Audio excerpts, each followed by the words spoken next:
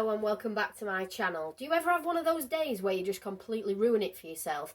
I do, and I have. I totally forgot today that I'd said I would go and look after my parents' catering unit for them for about an hour while, well, I was gone for an hour and a half while they went and did something at the bank. So I've totally lost my day now because it's 2 minutes past 2 and I've got to leave in just under an hour to collect Watson from school. So what I was going to do was clean for Christmas, like I mentioned in the previous video, and then tonight when he goes to bed, up here, that part of a trailer there is called a pull-out, and on the top there's this ledge that sticks out, and this bit here is actually hollow. So I wanted to clean the entire living room, especially up there, and then when he goes to bed tonight I'm going to put my garland that goes up there, and then I've got like a stag's head that goes there on that wall.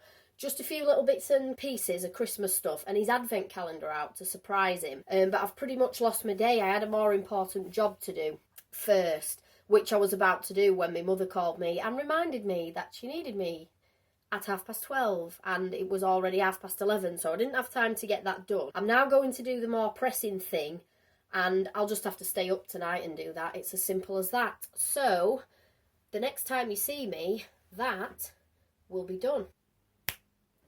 Right, so now that that is done, you'll see I've got the stag's head as well, and I've got like a big love heart thing hanging from that window box. I've put the blinds down behind me just to try and block some of the light out because there's just too much glare. It's actually now the 2nd of December. When I first spoke to you, it was the 30th of November, and I was planning on having this all done. As I said, I ruined my day. Tuesday wasn't much better either, but I did get cleaned. But all I cleaned was on the hollow bit that I said on the top of the pull-out. I cleaned that, I cleaned above it and all around because that's all I had time for yesterday. And then I've just put that up now.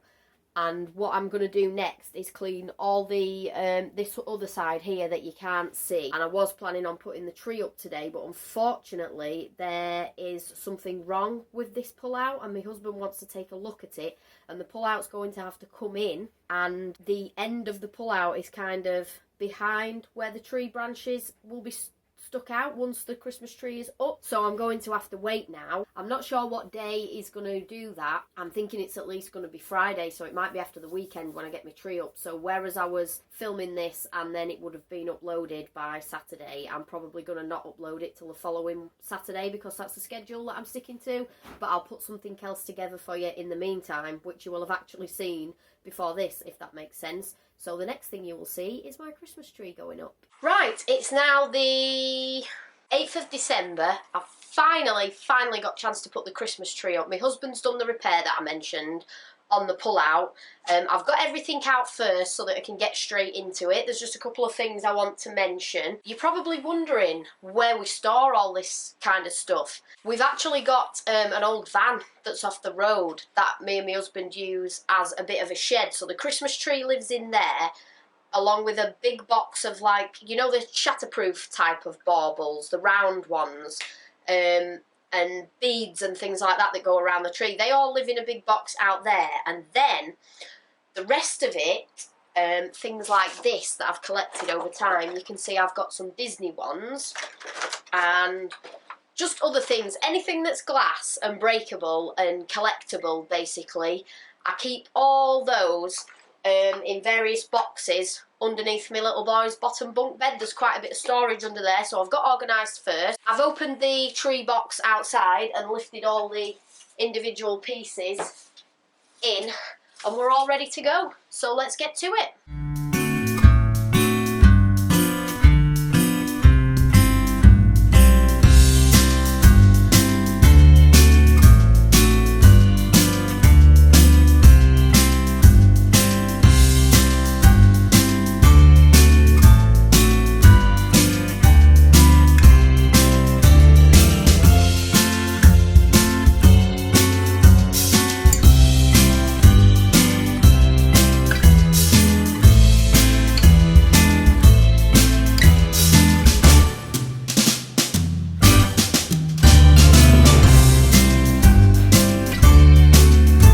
So now that I've got all of the branches out and fluffed, I've had a little look around the tree because it's actually a bit skew. If last year when we took it down, me and Gary had a little discussion where we decided we'd have a new tree this year, but COVID, we can't be bothered. We've got a tree, it's usable. I've had a walk round it and I've decided which side I think looks best or is going to work best.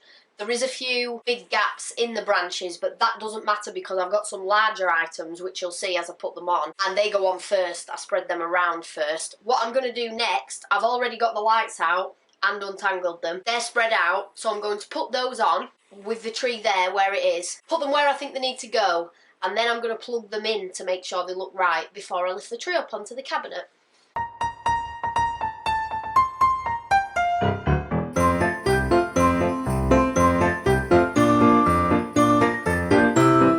Oh no, it's gone wrong.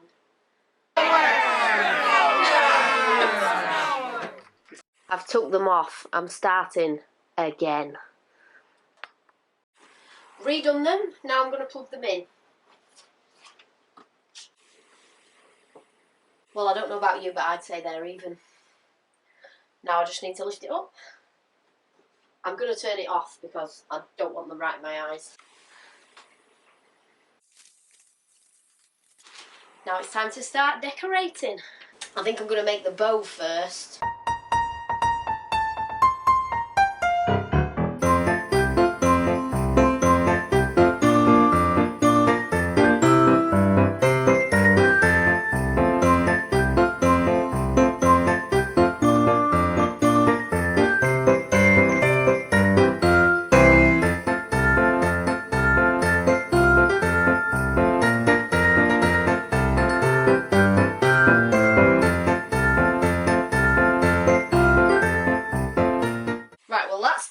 Done. It's not perfect, but I've had a couple of attempts and it's all I'm prepared to do. You can see it's quite full, but some of the loops are bigger than they should be. But I don't really think the Christmas police are going to come in and measure the loops on my Christmas tree bow, are they? So let's get that up.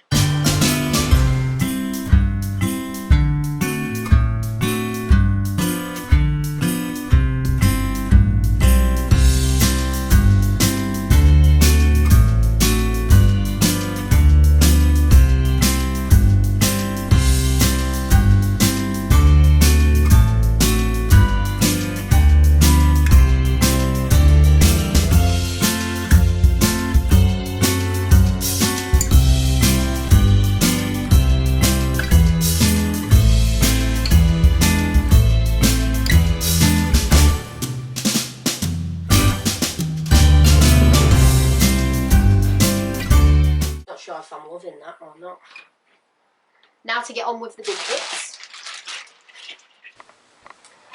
Okay, so now you can see I've got most of the big pieces on, most of them. The next thing I do is distribute the favourites. A couple of them are already on and you're about to see what I mean by favourites. I'm going to go rogue, I'm going to take this off the tripod and I'm going to show you my little collection, mainly Disney decorations, a couple from Universal. I do just want to point out, if there's anybody watching this feeling inspired, I did not buy these all at once, not by a long shot. Some of them are from Disneyland Paris, some are from more than one trip to Walt Disney World. Some of them I did not buy. They were brought back from Florida by friends and relatives, and some of them are even from Primark, like they cost nothing. Right, so there's just some of the Disney ones. As I've said, I've collected these over time. That's not Disney, my little boy made that when he was in nursery and I really quite like it. That one, so that's from 2019, that was our most recent trip. God knows when we'll get to go again.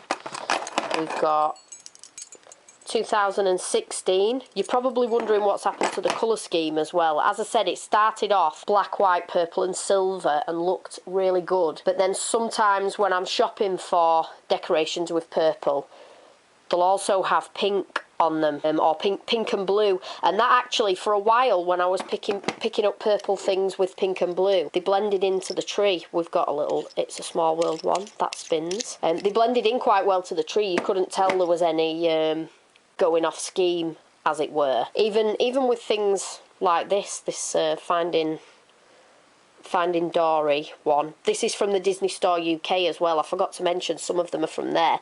This one, this is from the 2019 trip, so it's sort of sticking to the colour scheme. It's got like a glittery black and white, but if you turn it over, I didn't buy this either, my mum bought this for Watson.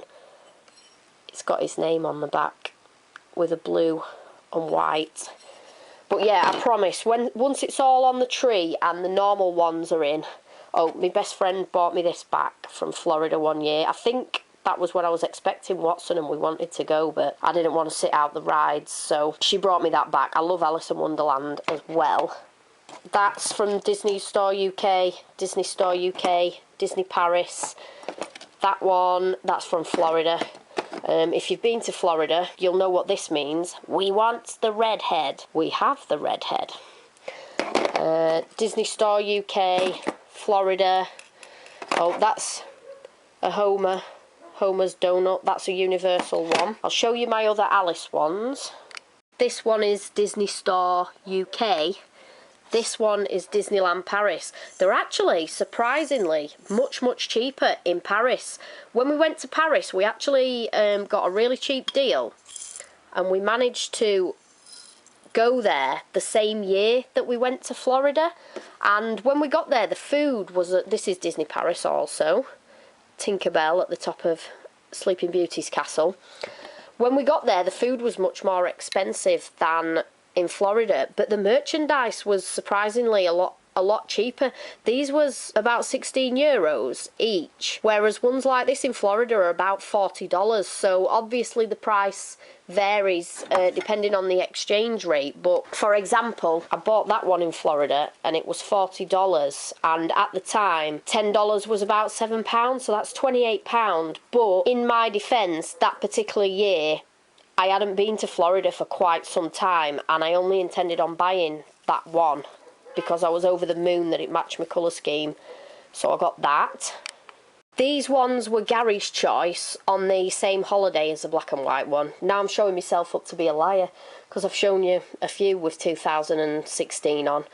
Yeah, so the total of what we bought in 2016 was this set of 4, which we argued over that they don't match, but actually they blended in quite well because the blue sort of goes with the silver, the black matches. The Minnie and Mickey were the only two with the red sticking out on the tree, and Goofy, he's green, he's black, it sort of went.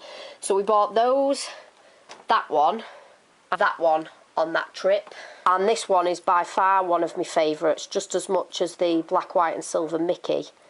We got this on the 2019 trip. As you can see, it does have my tree colours on there. There's white, there's black, there's silver, there's purple, but there's a few other sneaky colours. So, yeah, that's the colour scheme. And then cheap ones, we've got Minnie, that's a Primark Minnie. This is a Mary Poppins one, can you see that? Practically perfect in every way. That was only cheap and I didn't even buy it myself, my mum did. And then she also got me these little ones that you can get from Primark. I've got another set of those as well. I think she got me those last year, or maybe I might have bought them, but she definitely bought me a set the year previous. They're in this box. So they're my Disney ones, and now we're going to put the rest on.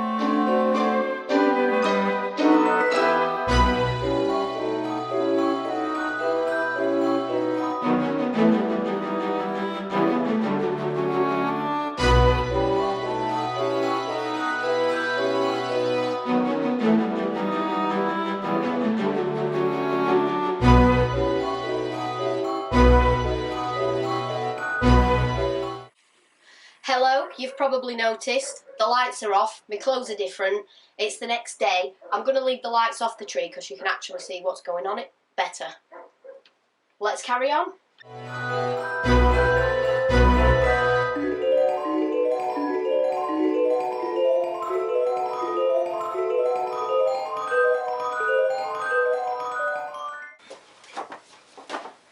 These are cool. Mexican sugar skulls for Day of the Dead. One of my friends got me these last year. Or the year before. Maybe the year before.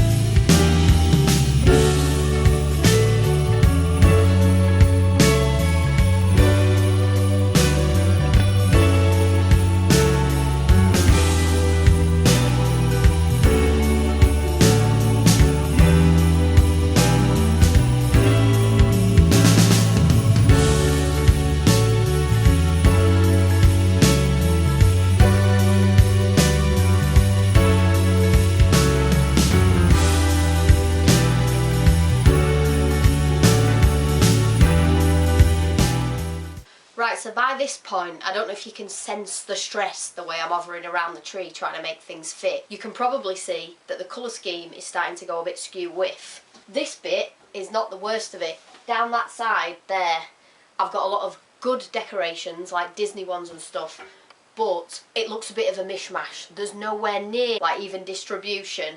But that is because there's not really any round baubles round there yet, like there is on this one. Things are a bit more on top of each other as well, there's not big gaps. So what will start to happen now is, I'll get the last few individual ones on, which is not many, and then we start with all of the round baubles. I've got purple, black, I've got some silver, I've got a few white, and some of them are just clear, and then I've got all the mini Disney ones as well. And once they spread through the tree, that's where it really starts to take shape and really like a purple tree.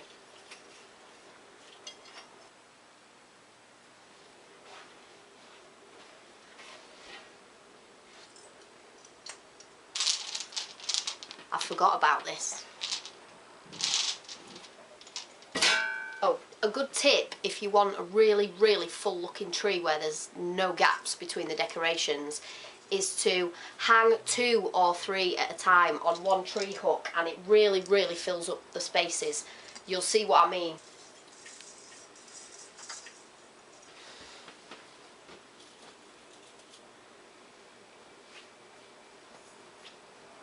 Another tip is, if you do what I did just there and put them further into the tree, behind stuff, it gives like layered colours together. You might not even like it looking at this, but I do when it's finished.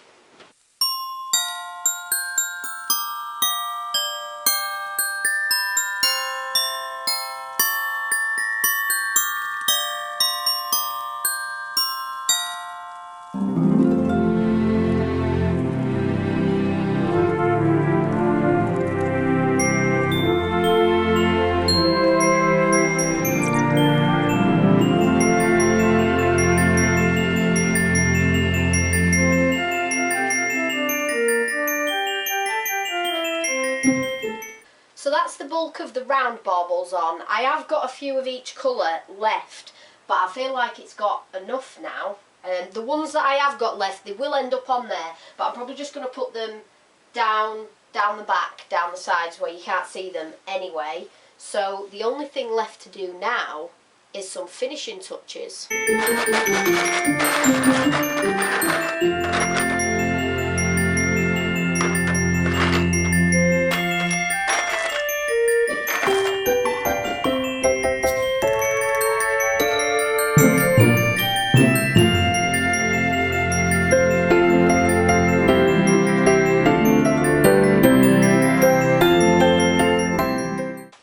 And there it's finally finished, without lights. With lights, I'll take you for a closer look.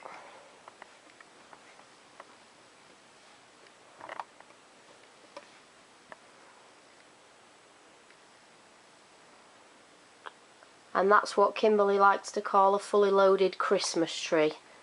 There's a few bits and pieces I've left off that I don't use every year.